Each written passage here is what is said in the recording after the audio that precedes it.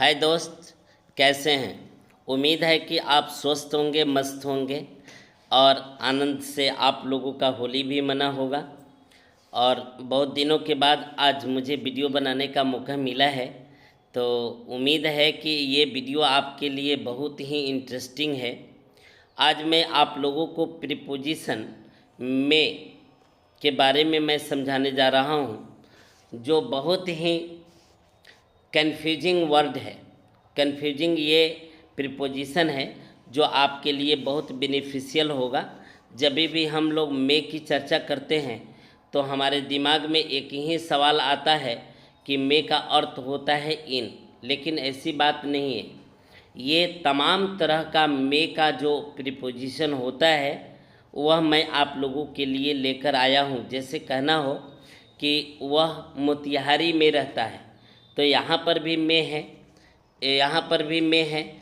और उसके बाद में अगर ये आपको कहना हो कि वह पटना में रहता है, या वह ऑफिस में है, वह कॉलेज में है, ये चर्च में है, तो इन तमाम तरह के वाक्यों का अनुवाद मैं आपके लिए लेकर आया हूँ, जिसमें आपका सारा मे वाला जो कन्फ्यूजिंग जो प्रीपोजिशन है वह सारा मैं बताऊँगा, जिससे आपका डाउट क्लियर हो जाएगा। तो चलते हैं। जैसे कहना हो कि वह मोतिहारी में रहता है, तो बड़े बड़े स्थान के लिए हम लोग करते क्या है कि जब जहाँ बड़ा जगह होता है वहाँ पर हम मे के लिए इन का प्रयोग करते हैं, और छोटे जगहों के लिए मे के लिए हम ऐट का प्रयोग करते हैं। तो ये स्पीकर पे ये मतलब कि निर्भर करता है कि उस स्थान को किस सेंस में वो लेता है। अगर वह अपने से उसको बड़ा समझता है तो वहाँ इन का प्रयोग करेगा। जैसे मोतिहारी एक डिस्ट्रिक्ट है, अगर मैं कहूँ कि वह मोतिहारी में रहता है तो यहाँ पर बोलेंगे कि he lives in Motihari, he lives in Motihari. Okay, he lives in Motihari. लेकिन अगर मोतिहारी जैसे कहना है कि छोटे जगह पर ही वह ऑफिस में रहता है, तो यहाँ पर भी तो मे आया, लेकिन यहाँ मे के लिए हम लोग ऐट का प्रयोग करेंगे। किस चीज़ का प्रयोग करेंगे? ऐट का प्रयोग करेंगे। बोलेंगे कि he lives at the office. Right है डियर। वह गिरजाघर में है। यहाँ पर भी गिरजाघर एक प्लेस है जो पूजा करने का, वर्शिप करने का, वहाँ पर भी हम लोग इसके लिए हम ऐट का ही प्रयोग करेंगे। जैसे बोलेंगे कि वह गिरजाघर में है, ही इज एट चर्च, तो यहाँ पर चर्च होगा, एट चर्च। तो यहाँ मे का अनुवाद क्या है? एट है। तो आगे बढ़ते हैं। उसके बाद वह रात में आया, तो रात में आया यहाँ पर भी आपका मे है, तो यहाँ मे के लिए भी ऐट का ही प्रयोग किया जाता है। ऐसे हम लोगों को पता है कि 24 घंटे में 8 पहर होते हैं। आप लोग ने तो एक गाना सुना ही होगा, तोहरा के पूजी ले आठों पहरिया। तो 8 पहर में क्या क्या होता है, पहले हम सुबह से शुरू करते हैं। एक होता है आपको भोर, जिसको डॉन बोलते हैं। उसके बाद होता है मॉर्निंग, मॉर्निंग के बाद होता है अपराह्न, उसके बाद होता है आपका नून, नून आफ्टरनून, आफ्टरनून के बाद होता है आपको डस्क, डस्क के बाद इवनिंग, इवनिंग के बाद नाइट, नाइट के बाद मिडनाइट। राइट है ना। तो इस 8 पहर में जो टाइम आपका 2 घंटे के लिए बना है उसमें हम ऐट का प्रयोग करते हैं, और जो 2 घंटों से अधिक बना है उसके लिए हम लोग इन का प्रयोग करते हैं। वैसे में इसलिए हम लोग इन द मॉर्निंग बोलते हैं, इन द इवनिंग बोलते हैं, लेकिन इन द नाइट नहीं बोलते। दैट इज रॉन्ग, वह गलत है। इसलिए वहाँ पर हम लोग एट नाइट का प्रयोग करते हैं, क्योंकि नाइट हमारे यहाँ तो जैसे बेरा डूबता है ना, यानी कि सूर्यास्त होने के बाद थोड़ा अंधेरा आता है तो लोग उसको नाइट में तब्दील कर देते हैं, लेकिन अंग्रेज़ ऐसा नहीं सोचते थे। अंग्रेज़ जो है वह नाइट 2 घंटे का ही मानते थे। वह क्या था, तो 10 से 12, 10 से 12 नाइट, और 10 बजे के पहले और 6 बजे के बाद ये इवनिंग में आता है। इसलिए जब भी हम किस नाइट को किसी व्यक्ति से मिलते हैं तो अभिवादन के लिए हम लोग गुड नाइट नहीं बोलेंगे। गुड नाइट अलविदा का ये शब्द है, तो उस समय हम लोग उससे बोलेंगे कि गुड इवनिंग, ऐसे बोलेंगे। जब हम विदा लेंगे उस शख्स से, तो उस वक्त में हम ये बोलेंगे ओके गुड नाइट, राइट। तो वह रात में आया, तो रात में आया ही केम एट नाइट। यहाँ पर भी ये मे का अंग्रेजी क्या होगा, एट होगा, राइट है।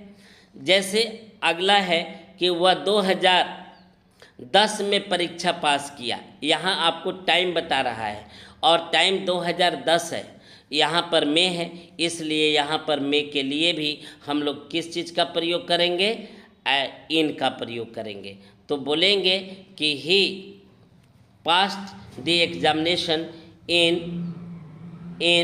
2010, वह 2010 में एग्ज़ाम पास किया, राइट। राम अपने कमरे में है, यहाँ पर भी मे है, तो मे के लिए जब कोई व्यक्ति किसी जगह पर होता है उसमें फोर्स नहीं होता, तो वहाँ पर मे के लिए हम इनका प्रयोग करते हैं। लेकिन जैसे उसमें फोर्स होता है तो उसमें हम इनटू का प्रयोग करते हैं।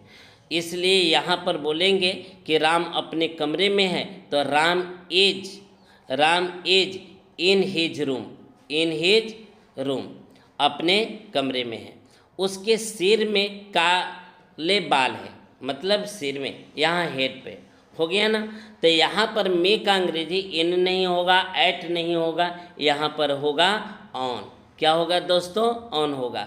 तो बोलेंगे there is black hair on his head, उसके सर में काले बाल है। यहाँ पर मे का अनुवाद क्या होगा, ऑन होगा, राइट है। नेक्स्ट की तरफ बढ़ते हैं। जैसे अगर कहना है कि इन सेव को 2 भाइयों में बांट दो, यहाँ पर भी मे आया प्रीपोजिशन। तो बता देते हैं कि अगर 2 के बीच में के बात हो और वहाँ मे प्रीपोजिशन आया हो 2 के बीच में, तो वहाँ मे का अनुवाद हमारा बिटवीन होता है, और 2 से अधिक हो तो वहाँ मे का अनुवाद हमारा एमोंग होगा।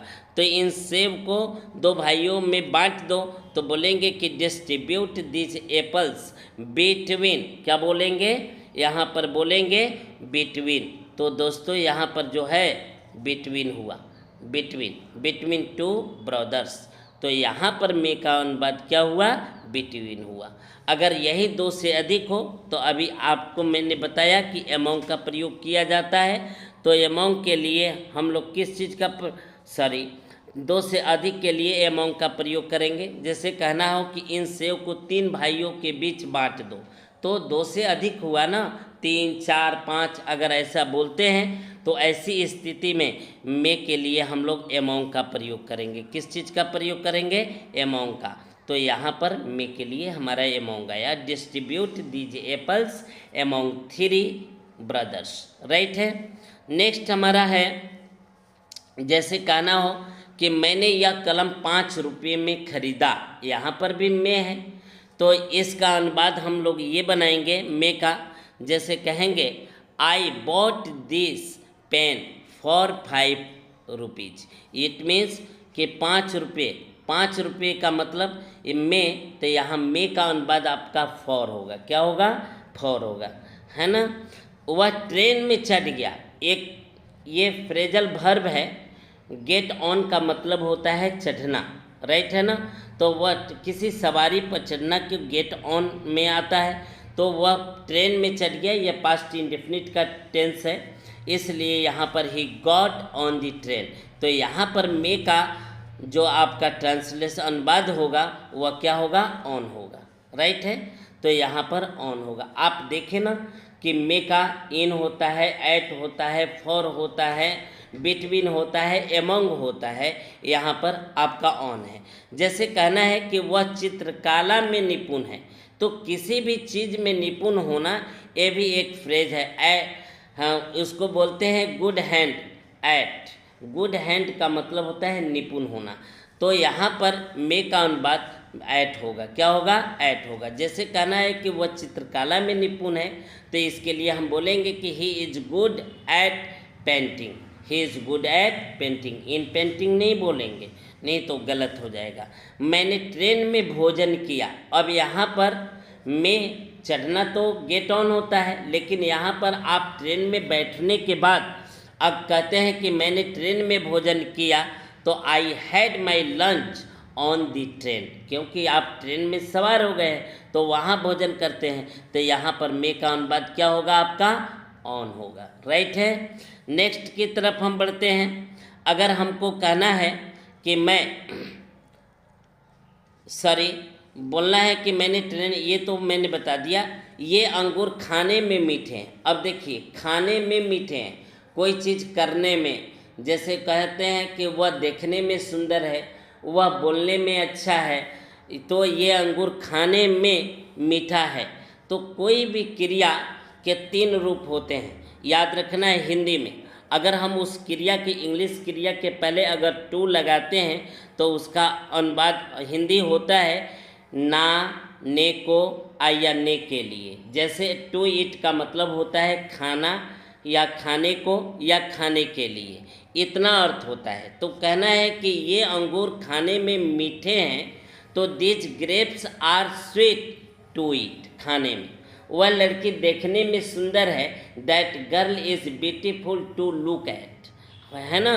तो यहाँ पर टू का मतलब होता है में। तो यहाँ this grapes are sweet to eat, तो यहाँ पर मे का क्या होगा? टू हो जाएगा। राइट है। तुम दिन में भाग नहीं सकते। अब देखिए, दिन में यहाँ पर दिन में बाय डे होता है, दिन में का बाय डे, तो बोलेंगे कि you can't escape by day. अब यहाँ पर जो मे का प्रयोग किया गया है, तो मे का अनुवाद यहाँ पर क्या होगा? बाई होगा। क्या होगा? बाई होगा। You can't escape by day. Right. आगे बढ़ते हैं। वह लाल गाड़ी में आई, वह लाल गाड़ी में आई। देखिए, किसी भी सवारी के पहले हम बाई का प्रयोग करते हैं। जैसे वह कार से स्कूल जाता है, तो बोलेंगे कि he goes to school by car. लेकिन अगर वह कहा जाए कि कोई कलर हम दे दे कि वह लाल गाड़ी से जाता है या ग्रीन गाड़ी से जाता है, तो वहाँ पर इन हो जाता है। जैसे वह लाल गाड़ी में आई, तो सी केम इन ए रेड कार, तो यहाँ पर इन होगा प्रयोग। राइट है। नेक्स्ट की तरफ हम बढ़ते हैं। नेक्स्ट की तरफ ये है कि अगर ये कहना हो कि रुपये में 2 आम मिलते हैं, रुपये में 2 आम मिलते हैं, यहाँ पर भी में है, यहाँ पर भी में है, तो यहाँ में के लिए हम लोग जो शब्द का प्रयोग करेंगे उसके लिए टू का प्रयोग करेंगे। जैसे बोलेंगे कि मैंगोज सेल्स टू ए रुपी, यानी कि 1 रुपये में, ठीक है, 2 आम मिलते हैं, तो यहाँ पर में का अनुवाद क्या हुआ? टू। आई होप कि ये वीडियो आपको पसंद आया होगा। अगर पसंद आया होगा तो इसको एक लाइक, सब्सक्राइब करना न भूलें। Thank you very much.